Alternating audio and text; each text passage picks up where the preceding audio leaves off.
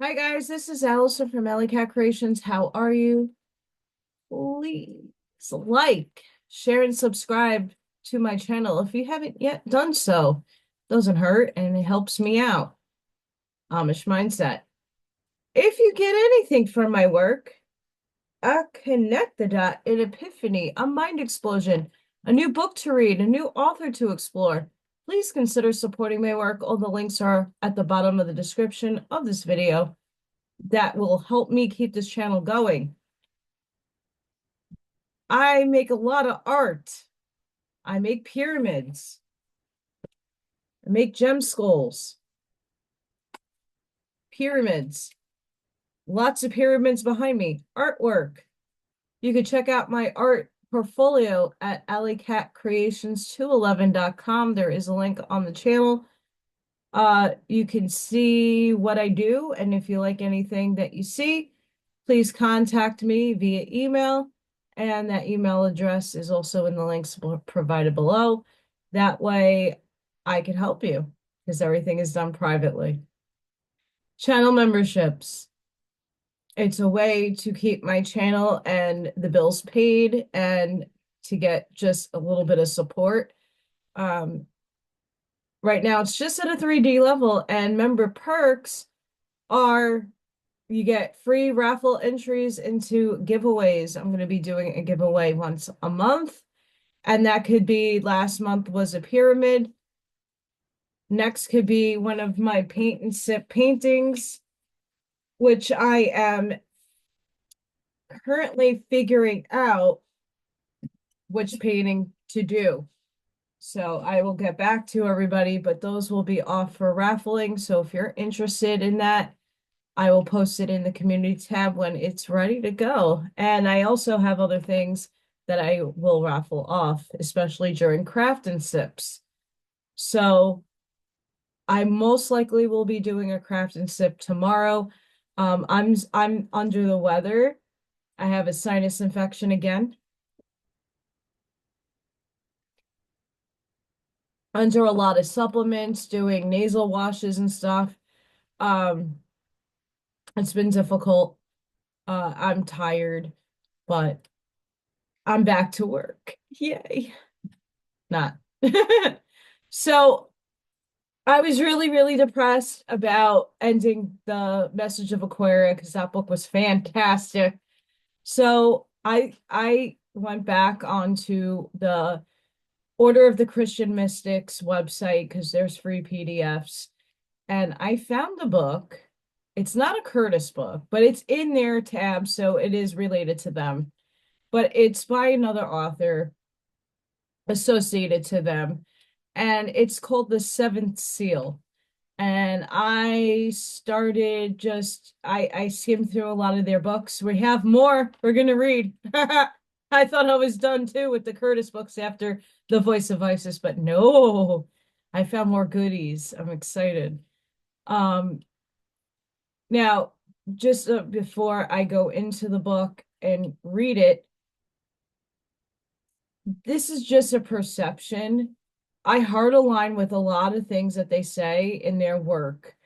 I am not Catholic or Christian. I am spiritual. I don't bind myself to any one religion because they all have a lot of good things.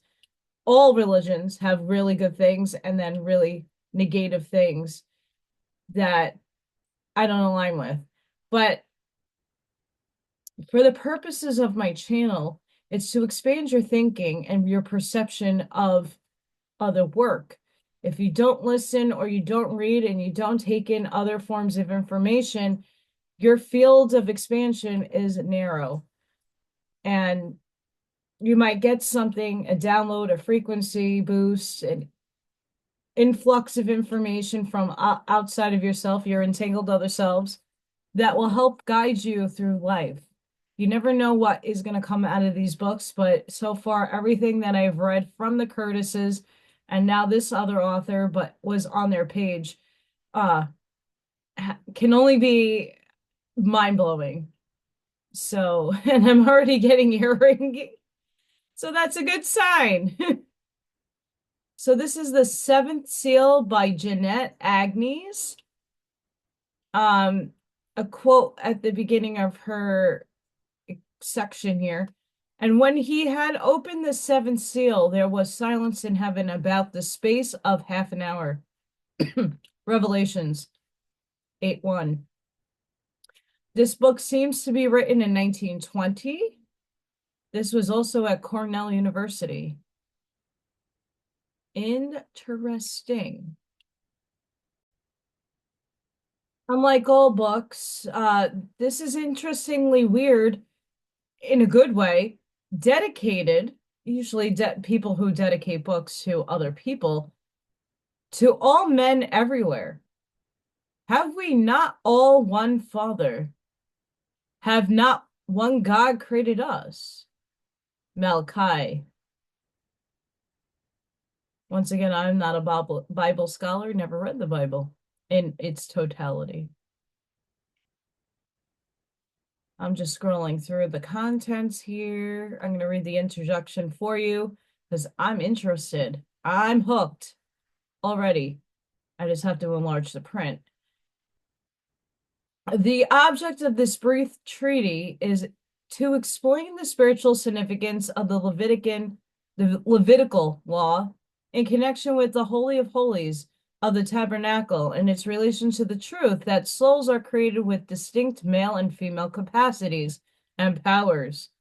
To show that the soul may be at rest and the individual ready for the development of powers which transcend what are termed human possibilities, when the man and woman possessing the dual expressions of the same soul have been united in the one perfect love relation, that it is possible when spiritual discernment has been sufficiently developed to know without error the complement of one's own soul, that the Bible teaches that the law of creative life energy operating through the physical sex of soul complements is, through the power of the spiritual reality, the way of the refinement and spiritualization of matter of which our bodies are composed, the way of emancipation from want, sickness, and all imperfections of the human race.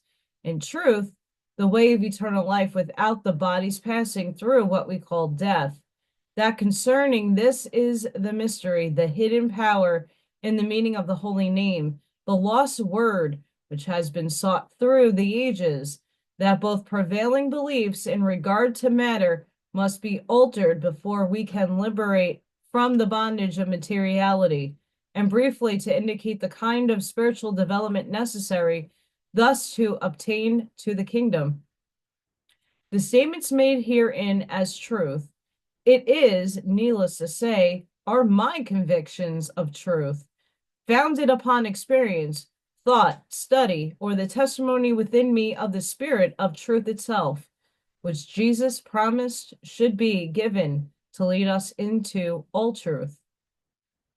Interesting. I readily grant that the claims made are extraordinary, and I have reason to believe there may be noble souls who, upon first impression, will think my message not a worthy one, but being convinced beyond all doubt that these are the significant facts underlying biblical symbol and allegory, and realizing the infestible value in every way to the human family of a right understanding of God's plan for happiness and the continuity of life, and the reason why these never can be found until men seek the Lord with the whole heart, you may appreciate something of the urge which has impelled me to speak, indeed, which will grant me no rest until I have spoken, even at the risk of any kind and all kinds of criticism in regard to my sanity, my motives, and my personal character. And I would ask of every reader, if these be not worthy objects, which I thus wish to further, what then shall we say constitutes worth? Nor can I heed the admonitions, though all so kindly meant, of any who would stay me from my task, even though I should incur the disrespect of those from whom respect would be most valued, for the dearest outlook can in no wise excuse one for shirking what he clearly sees to be his duty and opportunity for service. Know then, my friends, when the way of attainment, I urge you always to follow the highest light you have. Know that where it may lead you, know what determination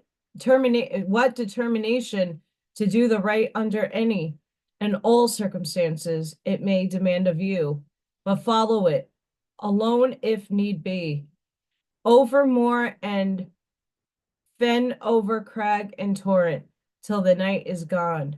There is no other way. That was the intro. Chapter 1. What shall we say of matter? And we'll find out in a sec. As the truth set forth in the following pages is concerned with the fact that not only is matter real, but the contrary to accepted belief is it a part of God himself. I wish to direct attention briefly to this subject at the onset.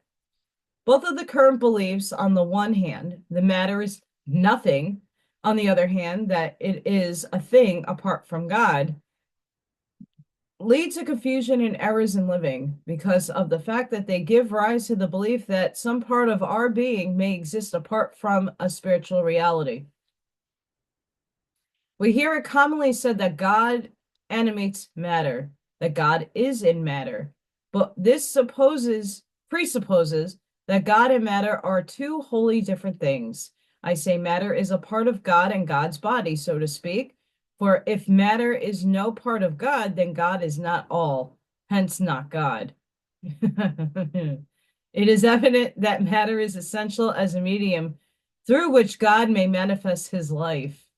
If matter did not exist, there would be no expression of God's life.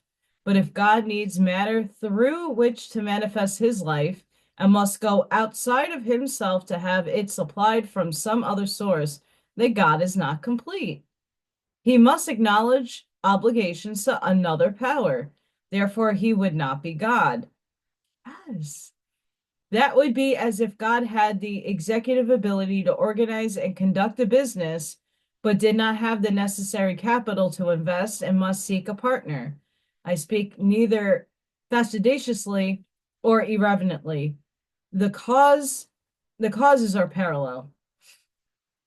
Because all forms of matter are reducible to one universal substance and into such form as to be invisible to the physical eye, does not mean that matter can be destroyed, as some are already to state, and that in the name of science, when we place a piece of ice in a pan and apply sufficient heat to turn it first to water and eventually to vapor, which will float over our heads, we have not destroyed the matter of which the ice was composed, although we have transformed this substance from a state of density in which it was heavier than air, and by the law of gravitation would fall to the floor if released from the hand, to the ratified state in which it was lighter than air, would rise instead of fall. No physicist would think of saying that when a piece of iron has been reduced to the gaseous state, the material of which the metal was composed before the law of molecular attraction was overcome by heat and has been destroyed, and it is no more reasonable for him to say that matter can be destroyed because it can be transformed into a state of rarity and vibratory activity beyond the domain of physical science alone to detect the study. She gets a round of applause for me. If perchance the ultra-idealist who would tell you that matter is not real, but merely a mode of thinking, has in mind the wonderful facts of the transformation of matter, he should make this clear, for even reducing it to a point of strain between the negative and positive particles of electricity does not make it unreal. If we contend that a thing is unreal merely because we can't see it in all its manifestations, we may as well say spirit is unreal. No one would dispute the fact that organized forms of matter are not permanent, But when we speak of matter, we rightly mean the atom or electron, or the infinitesimal divisions into which this may yet be said to be divided. All this apparently unintelligent substance serves us, and is a certain manifestation of God. Our clothes, our food, our houses, the air we breathe, and the earth under our feet is God, as well as our mind and spirit, and our emotions of love and joy. And thus it becomes literally true that in him we live and move and have our being. It is not sufficient to say that God is in matter. It is either a question of God and matter coexistent, eternal, or God as matter. If it is a case of God and matter, God is not all.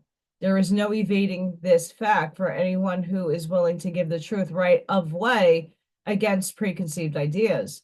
Of course, to those who have nestled in some form of belief from which they would not be disturbed at any cost, hence are not willing to meet the issue squarely with themselves, there is as yet no means of appeal, but time and experience, though it should require another incarnation to accomplish it, will result in the necessary mental honesty. What shall we say? I have grant this view of matter in one from which we have not the customary proof or conclusive form of statement, yet which we know by this process of reasoning must be true, as for instance the value of the decimal state of the quotient of 10 divided by 3.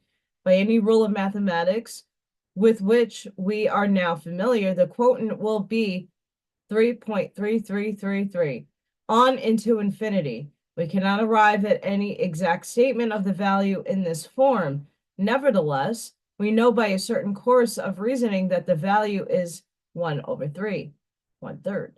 And so I say there are some things which, for the very nature of the case, we know to be true, although we may not be able to demonstrate the fact according to customary methods. Yet the existence of ether is not a demonstrative fact. I say this on authority of one of the prominent scientists of our country. He told me they simply assume that such a medium exists because an intelligent and satisfactory explanation of the phenomena of nature requires that such a medium should exist. This then is a perfectly logical conclusion to which no one need object, and while it is obliged to acknowledge kinship to the process of faith and intuition, however disconcerting this may be to the materialist scientist, it also satisfies our reason. The foregoing arithmetical analogy was employed by the scientist whom I speak in this same conversation, but applies with as much force to the belief that matter is one manifestation of the absolute as it does to the belief in the existence of ether, which scientists find themselves obliged to accept, though not demonstrated by so-called scientific methods. Therefore, I say in words the most untaught may understand, and the erudite cannot gainsay, matter is a part of God because there is nothing else for it to be if God is all. The following excerpt from a lecture on the ether and its functions by Sir Oliver Lodge makes it easier, I think, to formulate a conception of how this might be true and brings us to the thresholds of the full realization. I have endeavored to introduce to you the simplest conception of the material universe which has yet occurred to men, that is of one universal substance perfectly homogeneous and continuous and simple of structure, extending to the furthest limits of space, of which we have any knowledge, existing equally everywhere, some portions either at rest or in simple irrotational motion, transmitting the undulations which we call light, other portions in rotational motion in vortices, that is, and differentiated permanently from the rest of the medium by reason of this motion. These rolling portions constitute what we call matter, Their motion gives them rigidity, and of them our bodies and all other bodies are built up, one continuous substance filling all space, which can vibrate as light, which can be sheared off into positive and negative electricity, which it whirls constitutes matter, and which transmits by continuity and not by impact either. Every action and reaction of matter is capable. We believe that God is all, but we cannot harmonize this belief with evident fact and still ignore the existence of matter, the very thing we find necessary for the expression of the life of God, but rather by including it with the power and usefulness belonging to it in God. And since this is true, it should be lifted up and spiritualized, as we shall see more clearly from the succeeding chapters. Whoa. I'm going to continue on with chapter 2, the lost word. In explaining the hidden meaning of the holy name, I shall quote at some length from Bible Mystery and Bible Meaning by the late Judge T. Troward, for to him we are indebted for the clue to the secret power of the lost word. To me it was given to know the interpretation of the mystery of the Holy of Holies of the tabernacle, but I should not have known this coincided with the secret power of the holy name, except for the author's accurate work in interpreting the meaning of the Hebrew letters composing the word Jehovah, which is Yeve. Interesting. A point that can hardly fail to strike this Bible student is the frequency with which we are directed to the name of the Lord as a source of strength and protection instead of the God himself, and the steady uniformity of this practice, both in the Old and New Testaments, clearly indicates the intention to put us upon some special line of inquiry with regard to the sacred name. Not only is this suggested by the frequency of the expression, but the Bible gives a very remarkable instance which shows that the sacred name must be considered as a formula containing a summary of all wisdom. The Master tells us that the Queen of the South came to hear the wisdom of Solomon. And if we turn to 1 Kings, we find the fame of Solomon's wisdom, which has induced the Queen of Sheba to come to prove him with hard questions, was concerning the name of the Lord. The accords with the immemorable tradition of the Jews that the knowledge of the secret name of God enables him who possesses it to perform the most stupendous miracles. The hidden name, the Shem Hama Foresh, I am not pronouncing that right, was revealed, they say, to Moses and taught by him to Aaron and handed on by him to his successors. It was a secret enshrined in the Holy of Holies and was scrupulously guarded by the successive high priest. It is the supreme secret, and his knowledge is the supreme object of attainment. Thus, tradition and scripture alike point to the name as a source of light and life and deliverance from all evil. May we not therefore suppose that this must be the veiled statement of some great truth? The purpose of a name is to call up by a single word the complete idea of the thing named, with all those qualities and relations that make it what it is, instead of having to describe all this in detail every time we want to suggest a conception of it. The correct name of a thing thus conveys the idea of its whole nature, and accordingly the correct name of God should in some manner be a concise statement of the divine nature as a source of all life, wisdom, power, goodness, and the origin of all manifested being. To summarize the explanation which the author gives of the Hebrew name of God, which in English is Jehovah, he shows his successive careful steps, the meaning of each word, part of the word. This is found to be essential life and derived life, standing in the relation of masculine to feminine. Y indicating essential life, while the second part of the name, Eve, indicates derived feminine life. Now we see the expression of the masculine and feminine life to be combined in one name.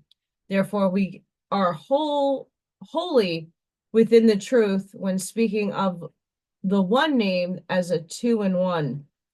The author also gives a further explanation of the word by which God's triune nature is seen to be expressed. But we have long been familiar with the thought of the Trinity. We think of God as one and as three in one, but we have not yet realized the fact that God is also two in one. And herein lies the mystery of God, two in one, may then be said to be the physical form of the holy name, which expresses its general nature and power, and which may be passed from lip to lip. But its vital power, its spiritual reality, or let us say, its soul, as far transcends its physical expression as our spirits transcend in glory our physical bodies, and may not thus be freely spoken of, but must be realized by each one of as he is guided into the truth of the Spirit. With this light on the derivation of the holy name, which, as we shall see later, shows it to collaborate the revelation of the meaning of the imagery of the tabernacle and the ordinances concerning it ascribed Moses, we now get the full force of Exodus 34:5. And the Lord descended into the cloud and stood with him there and proclaimed the name of the Lord.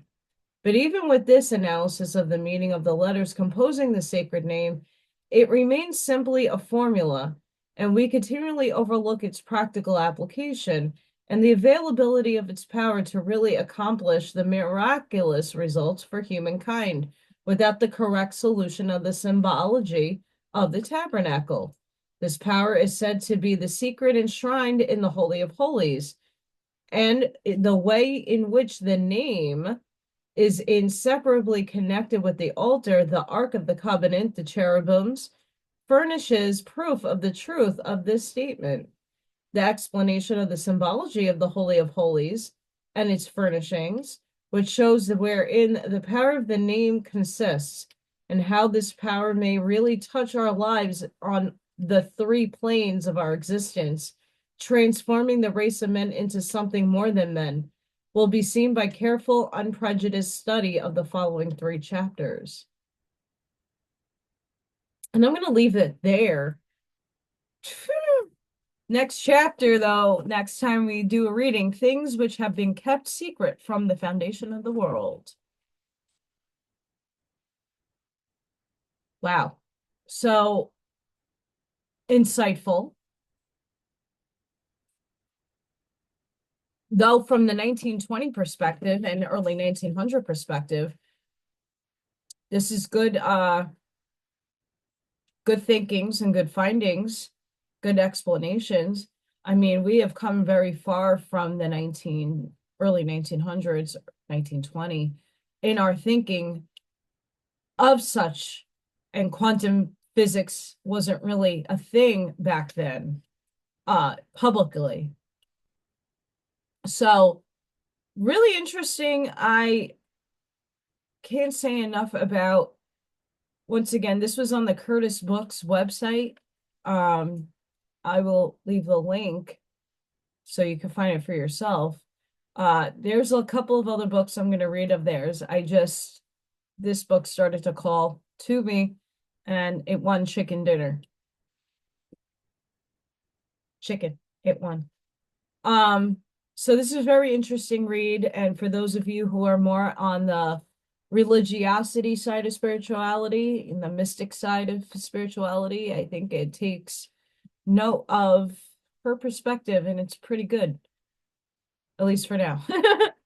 I align with some of this, not all of it, because I can go more in depth with it, but like I said, from back then to now, she's pretty standardly on it, and for the times and for the for what was going on in that time period, this is very advanced in thinking for that time period and that concurrent timeline right now.